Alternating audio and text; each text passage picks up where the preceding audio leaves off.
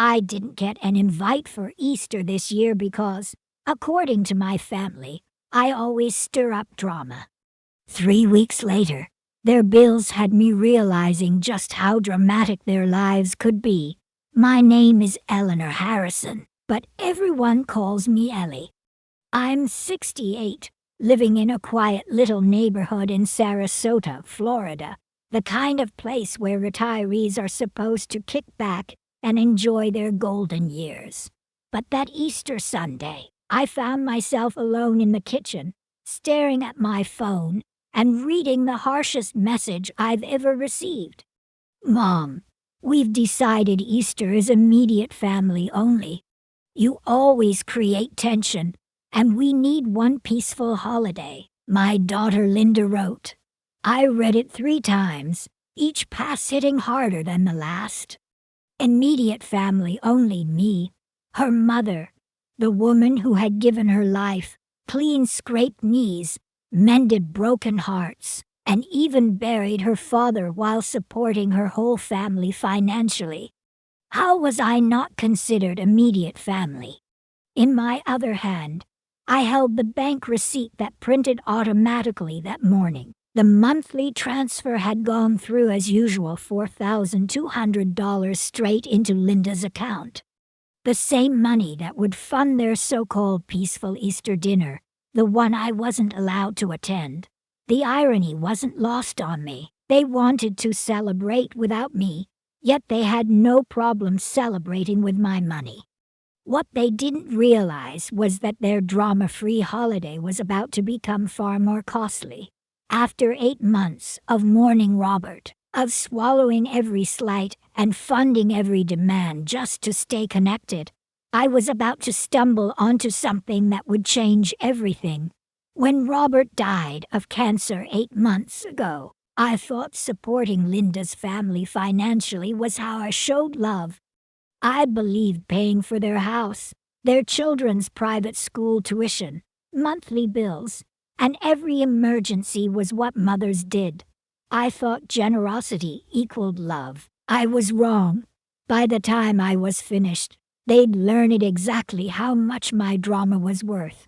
$4,200 a month, plus a house they couldn't afford, plus an education they took for granted, plus a lifestyle that existed only because of me. But I should start at the beginning, when I thought being the family ATM meant being family. Before we go on, leave a comment telling us where you're watching from, and subscribe for more stories like mine. Let me tell you who I really am, since my family seemed to have forgotten. My name is Eleanor Marie Harrison. I'm 68, living in a cozy ranch-style house in Sarasota, Florida, where I moved with my late husband Robert 15 years ago when he retired from his engineering job.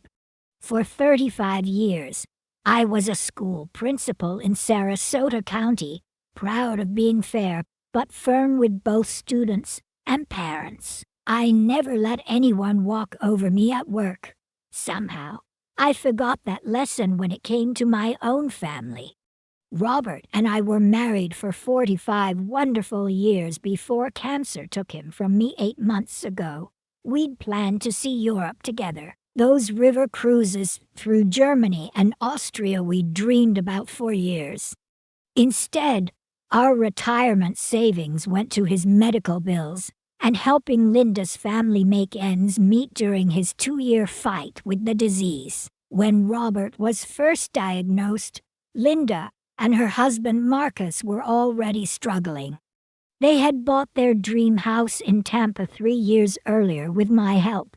Between the mortgage, their 2 teenage kids, and Marcus' unreliable income from his construction work, they were barely staying afloat. That's when I stepped in.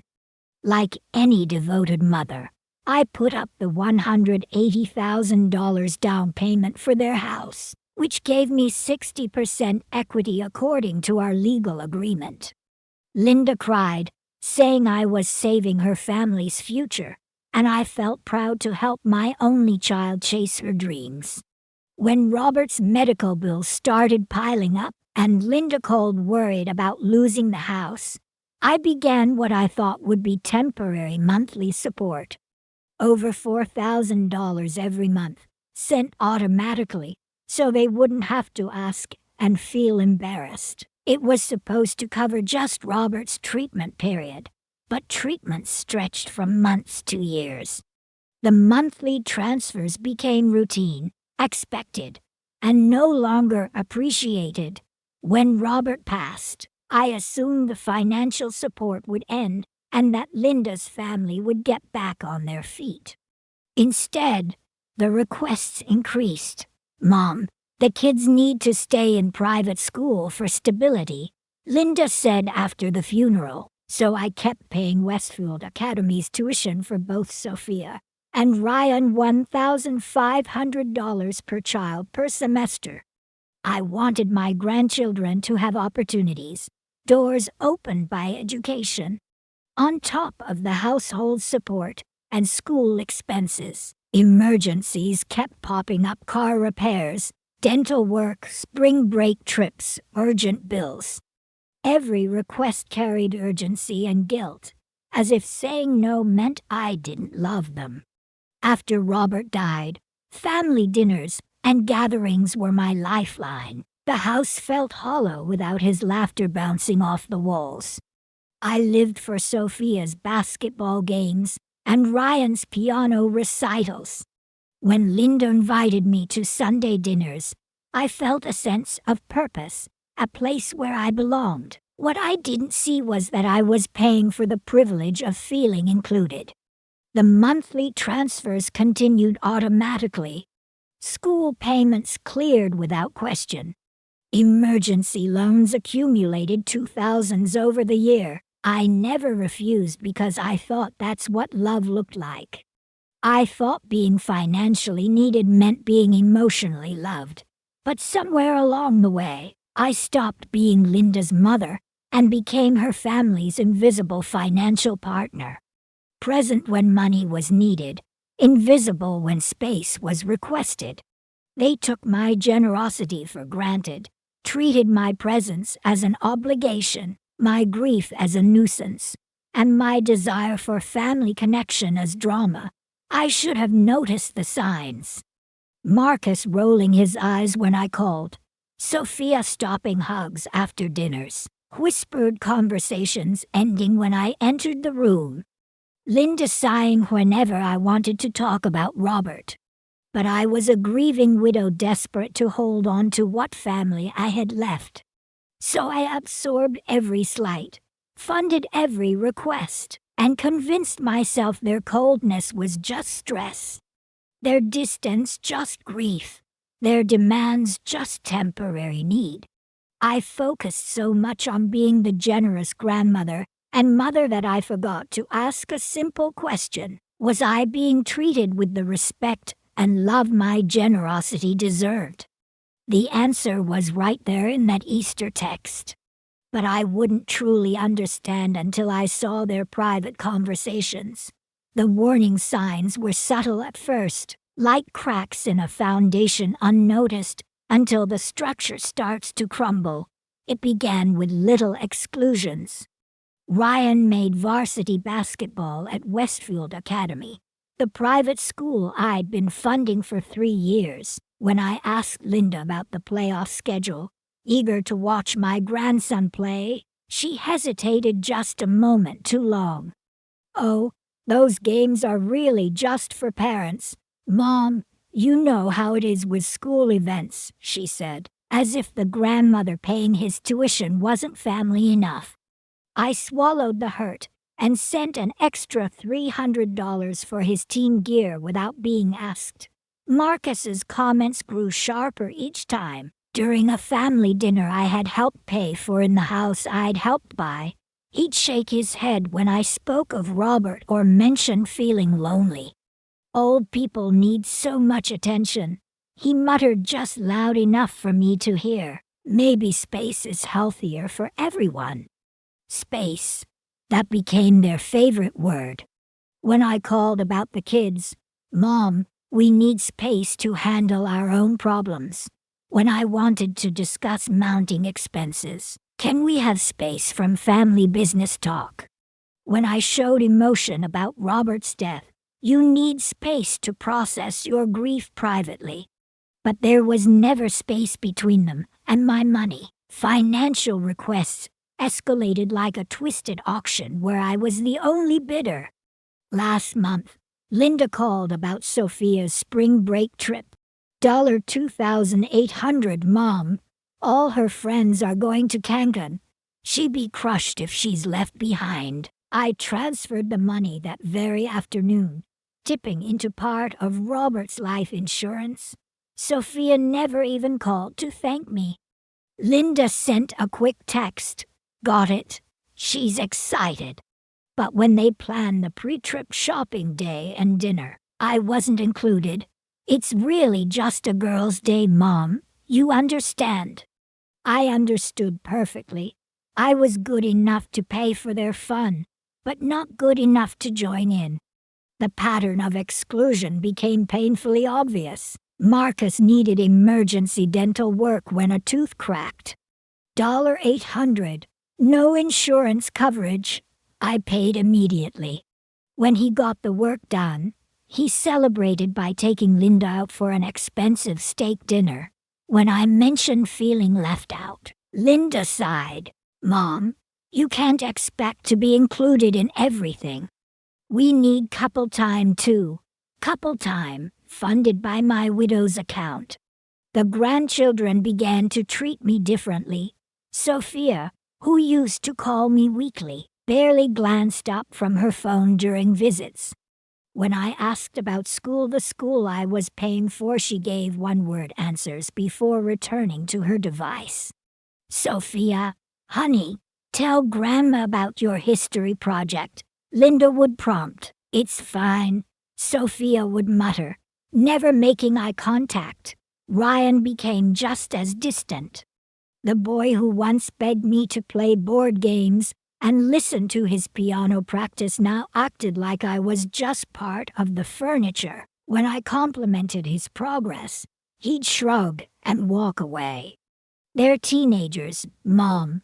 Linda explained. This is normal adolescent behavior.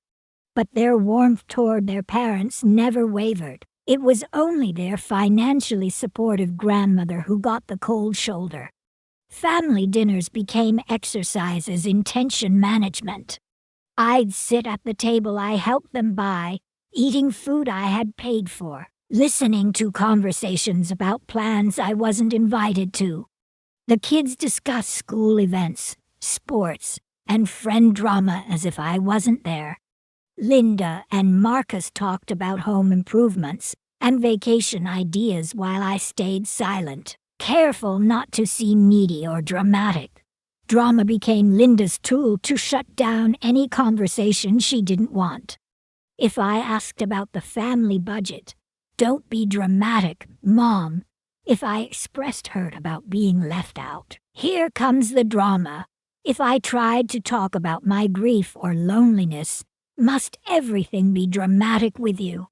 Drama was a stop sign, blocking any discussion that might force them to acknowledge my feelings or dependence on my money. My emotional needs became drama, but their financial needs remained urgent family obligations. 2 weeks before Easter, the mask slipped completely. I asked if I could bring Robert's favorite coconut cake to Easter dinner, the same recipe I'd made for 45 years.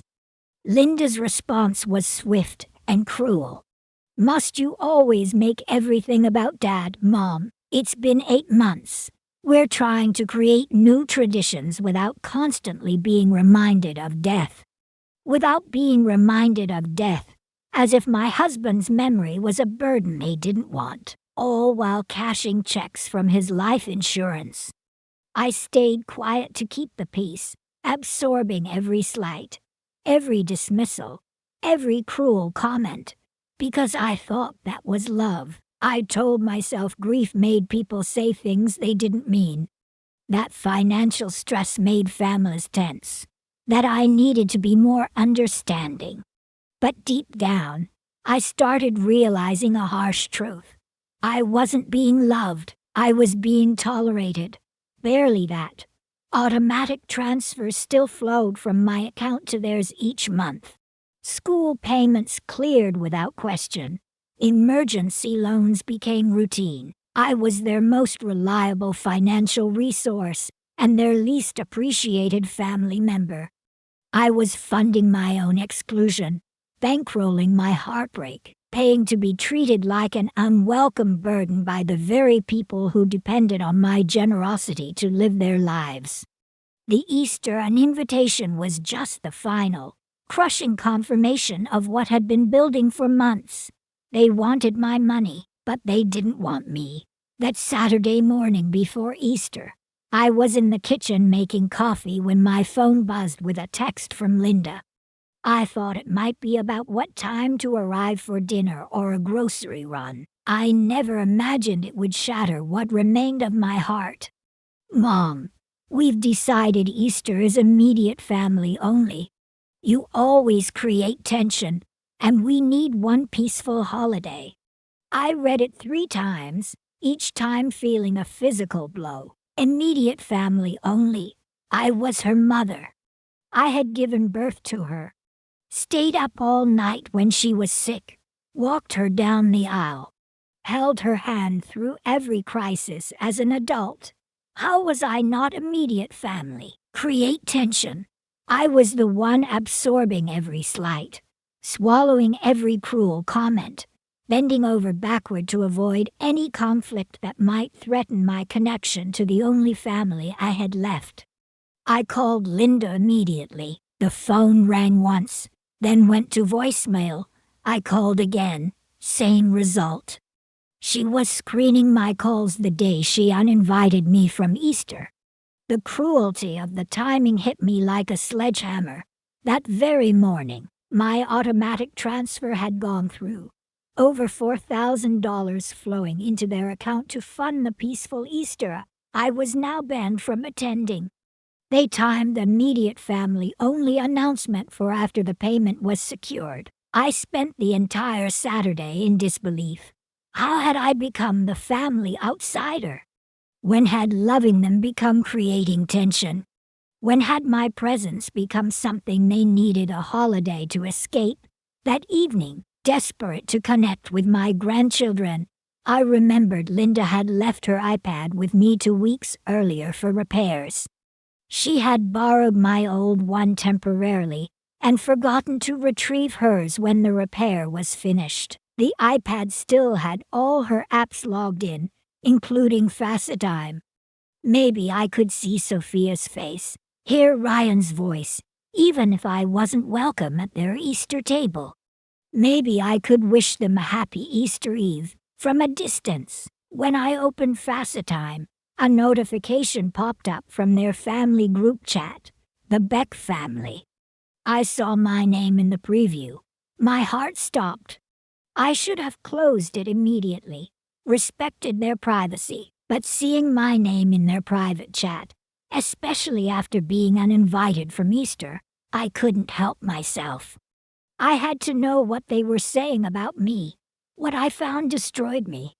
The conversation had started that afternoon, right after Linda sent the invitation text. "Thank God she's not coming tomorrow. We can enjoy the day without walking on eggshells around her constant neediness," Linda wrote. Marcus replied, "Your mom's gotten so dependent since your dad died.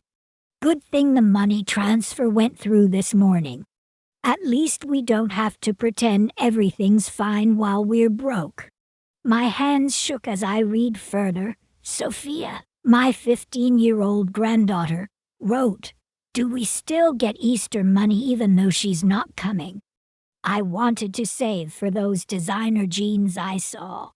Ryan, only 13, echoed their cruelty. "Yeah, it's always awkward when she talks about Grandpa and gets all sad." But Linda's response cut the deepest. "The $4,000 hits automatically Monday anyway, so we're covered, and she'll probably send guilt money to make up for missing the day." We should plan something fun with the extra cash. Double quotes. Marcus added. Maybe this will teach her to back off permanently. We need space to be a real family without her hovering and crying all the time. I sat in my empty kitchen, reading how my family celebrated my exclusion while counting on my automatic monthly transfer. They didn't just want me gone, they expected my money to keep flowing even after rejecting me. The conversation got worse. Sophia wrote, "Mom, can we use Graham's Easter money for that beach house weekend you mentioned?" Linda replied, "Absolutely. She owes us after all the drama she's caused. Consider it payment for putting up with her depression." Ryan added, "Cool. And if she gets too sad about not being invited, we can just tell her we'll include her next time." Marcus's final message was the cruelest of all. "Honestly, holidays are so much better without old people making everything about their problems. Your mom needs to accept that her time being the center of attention is over." I felt like I was drowning. These weren't strangers complaining about an obligation. This was my family, my daughter, my son-in-law, my grandchildren celebrating my absence while planning to spend my money on a vacation to recover from excluding me. They saw my grief as drama, my loneliness as neediness, my desire for connection as hovering, and my generosity as payment owed for tolerating my existence. The worst part was their cold calculation. They knew the transfer would process automatically on Monday. They were already planning how to spend it while congratulating themselves on their cruelty. In their minds, they'd found the perfect solution. Take my money, erase my presence. I was their ATM, not their family member. A financial resource to be managed, not a person to be loved or included. That night, I barely slept. I replayed their words over and over, hoping for some misunderstanding or context that might soften their cruelty. There was none.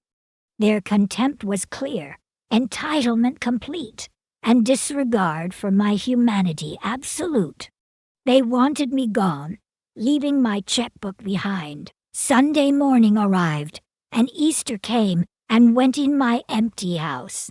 I sat alone at my kitchen table, looking at the coconut cake I had made. Robert's favorite recipe, now dismissed as making everything about death by Linda. I thought about 45 years of Easter mornings with Robert, 43 years celebrating with Linda, 15 years spoiling my grandchildren.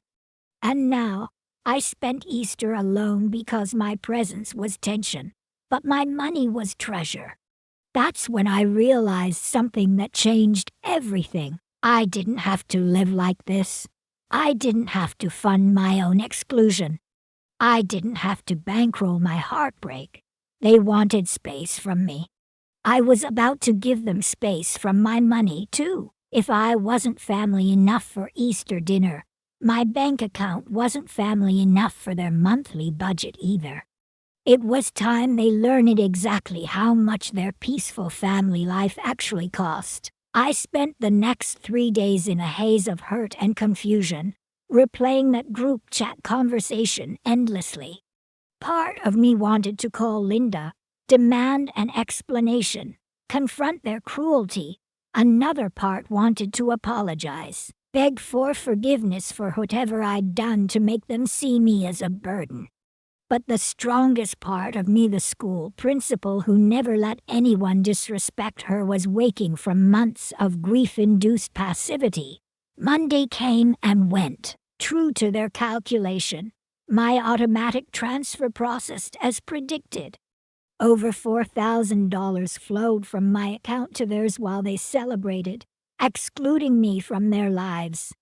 I stared at the bank notification, sick at my own predictability. Tuesday morning, my neighbor Rose Martinez found me sitting on my back porch, still in my robe at 10 o'clock, staring at the garden. "Eleanor, honey, you look terrible. What's wrong? Rose was 71, a retired nurse who'd moved to Sarasota around the same time Robert and I had. She had been bringing casseroles and checking on me since Robert's funeral. One of the few who understood that grief doesn't follow a convenient timeline. I told her everything. The Easter and invitation, the group chat, their cold calculation about my money, their celebration of my absence. Rose listened, her anger growing with every detail. Eleanor Harrison, that is not family behavior. That's financial abuse disguised as love, she said firmly.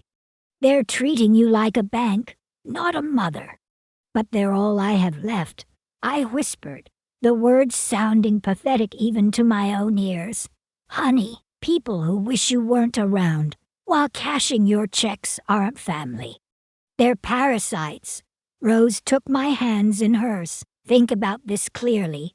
They uninvited you from Easter, but kept your money scheduled to arrive Monday. What does that tell you about how they see you? Her words hit like a lightning bolt. They saw me as a financial resource, not a person to be loved. The money was essential. My presence was optional. Wednesday morning, I did something I should have months ago.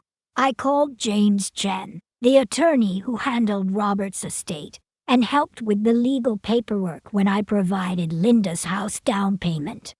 James, I need to understand my legal position with Linda's financial situation, I said, keeping my voice steady. Of course, Eleanor.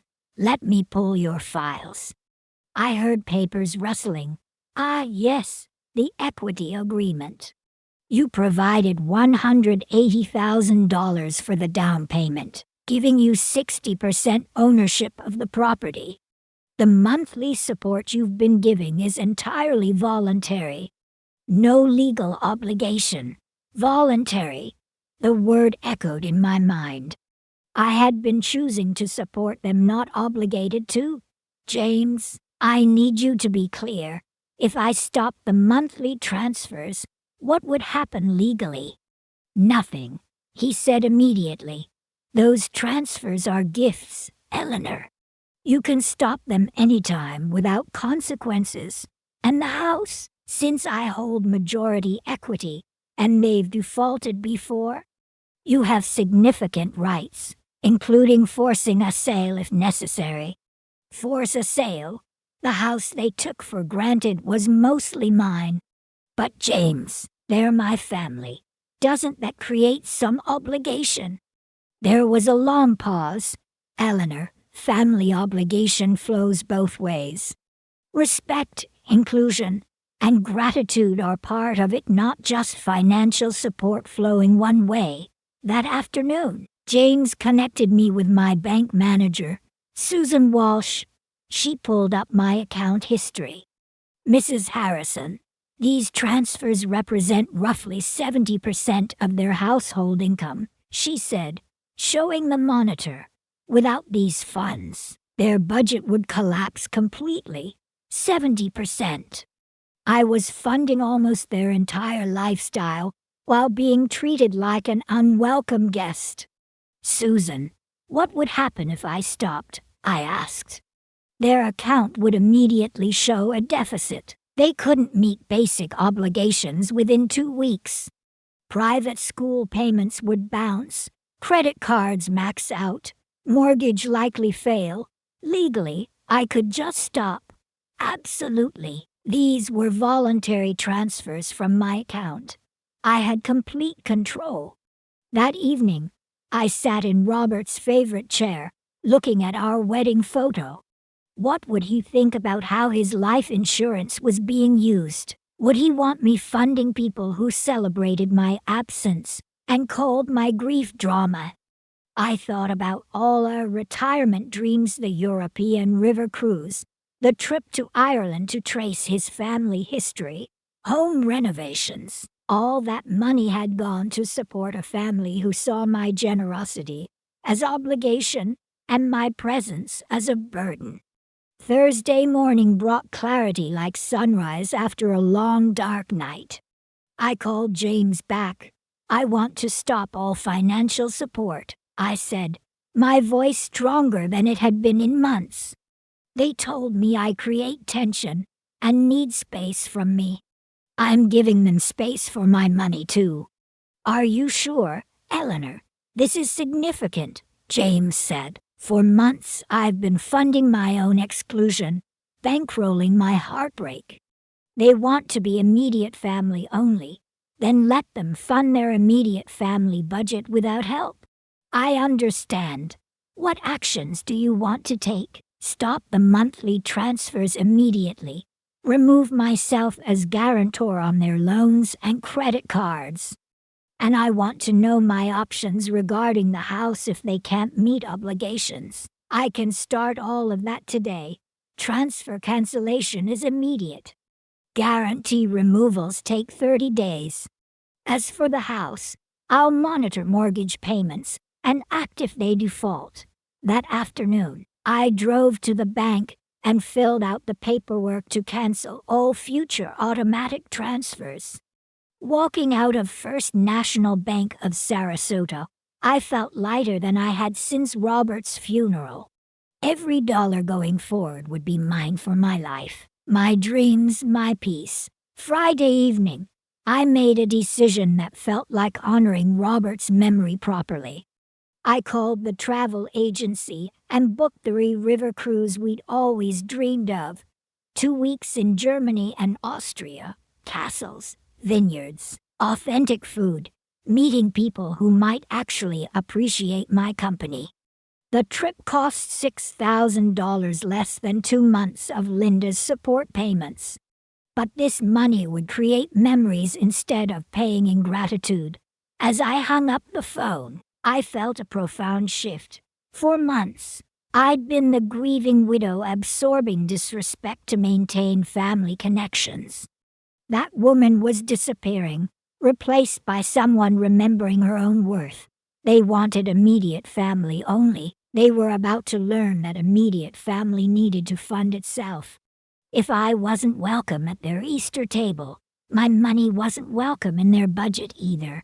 The first week passed in blissful silence. No emergency requests.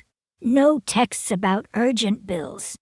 For the first time in months, I woke knowing my money was staying in my account. For me, my needs, my dreams. I spent the week rediscovering what it felt like to make financial decisions for myself. I bought groceries without calculating how much I'd already spent on Linda's family. Paid my own bills without worrying about their shortfalls. I even splurged on fresh flowers for my kitchen table, something I had stopped doing because others seemed to need my money more. But I knew the calm wouldn't last. Their budget was built on my foundation, and foundations don't disappear without consequences. Reality hit them the second week of May. It was a Tuesday morning when my phone finally rang with Linda's name on the caller ID. I let it go to voicemail. She called back immediately. Then again. Finally, on the 4th ring, I answered. "Mom, thank God." Linda's voice was tight with panic. "Something's wrong with our bank accounts.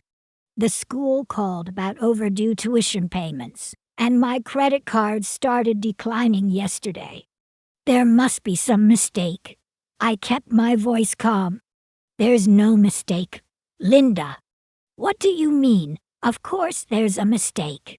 Westfield Academy says we owe $3.00 for both kids' semester payments, but those are automatically covered." "Not anymore," I said simply. A long pause. "What do you mean, not anymore?" "I've stopped paying for the school, where my grandchildren call me needy and awkward. I've stopped funding the lifestyle of people who celebrate my absence."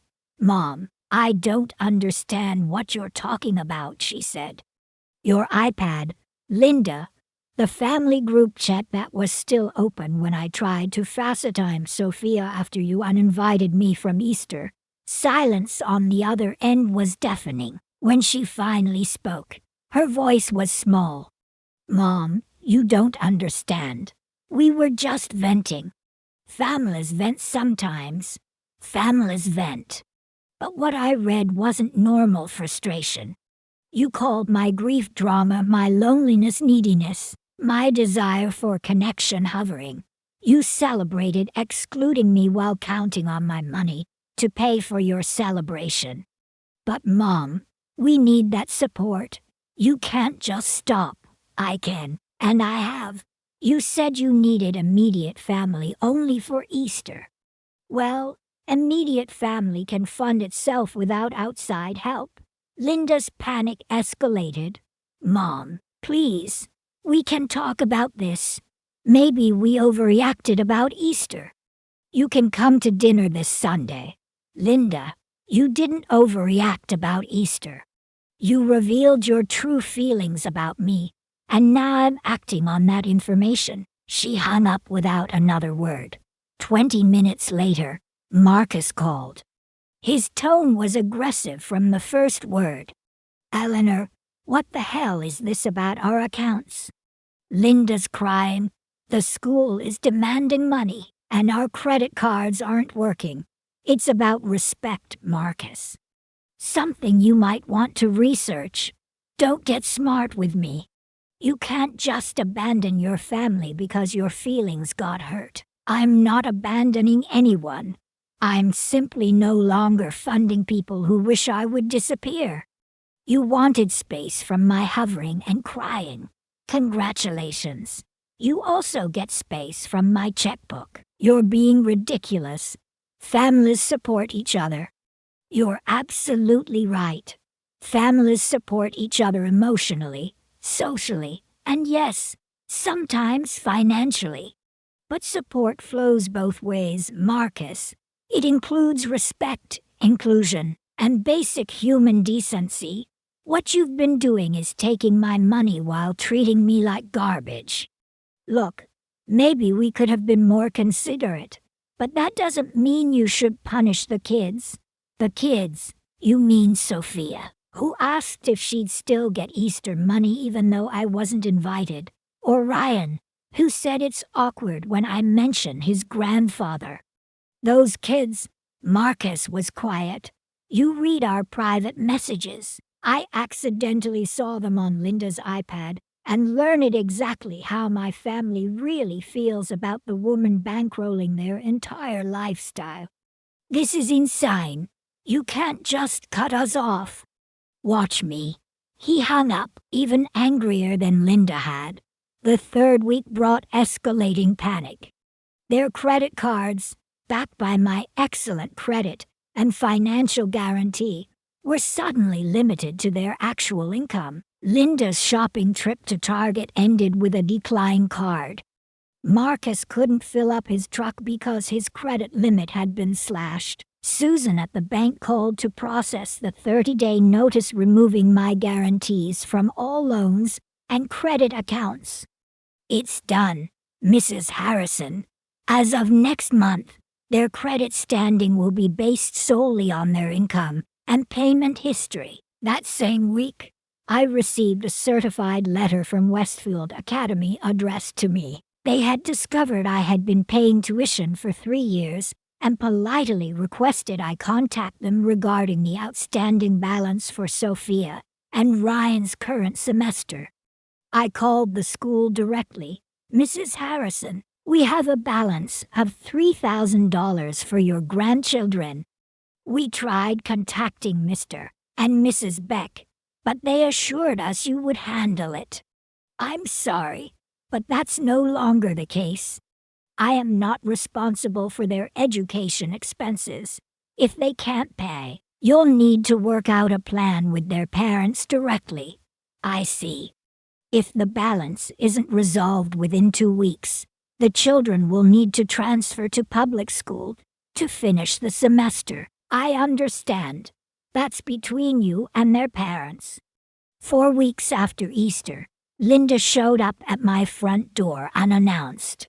She looked terrible, dark circles under her eyes, hair unwashed, wearing the same clothes I'd seen her in 2 days earlier. "Mom, please, we need to talk." I let her in, but didn't offer coffee or a seat. "The kids have to leave Westfield. We can't make the mortgage payment. Marcus is working double shifts, but it's not enough." She started crying.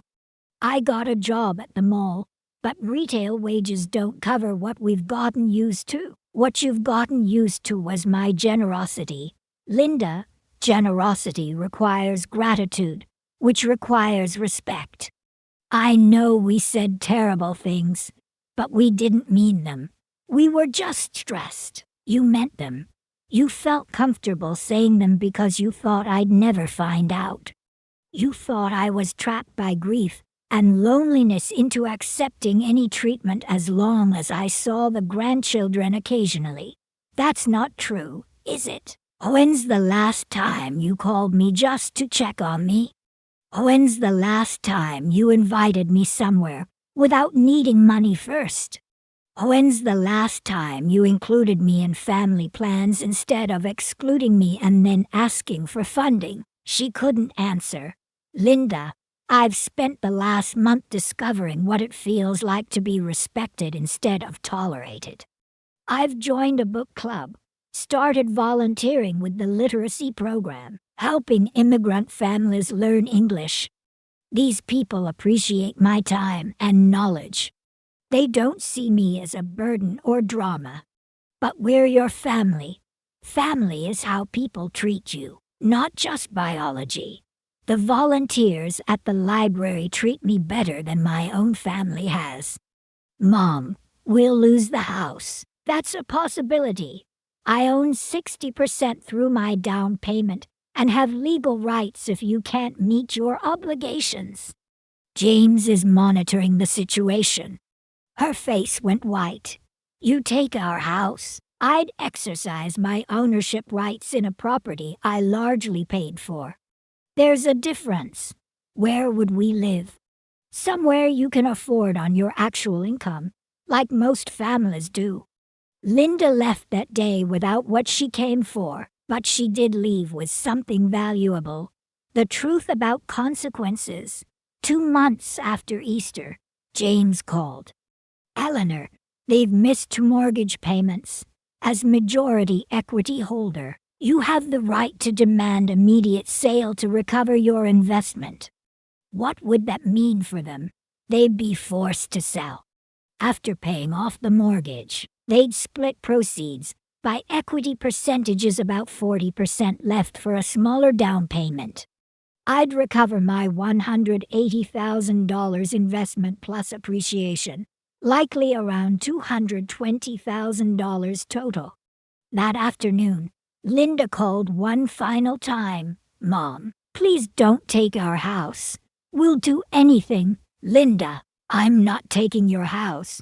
I'm exercising my ownership rights for a property I largely paid for when you can't meet your obligations."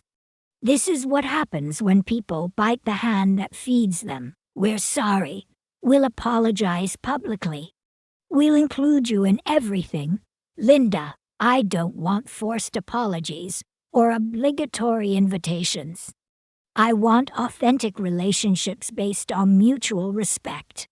I no longer believe that's possible with people who saw my generosity as weakness and grief as drama. 3 months after Easter, they sold the house. Marcus took a second job delivering food. Linda worked full-time at a department store for the first time in 8 years. The kids transferred to public school and got part-time jobs to afford what they had taken for granted. But here's what surprised me. The universe abhors a vacuum. When I stopped pouring my energy into people who didn't appreciate it, space opened for people who did. My book club friends invited me to monthly dinners.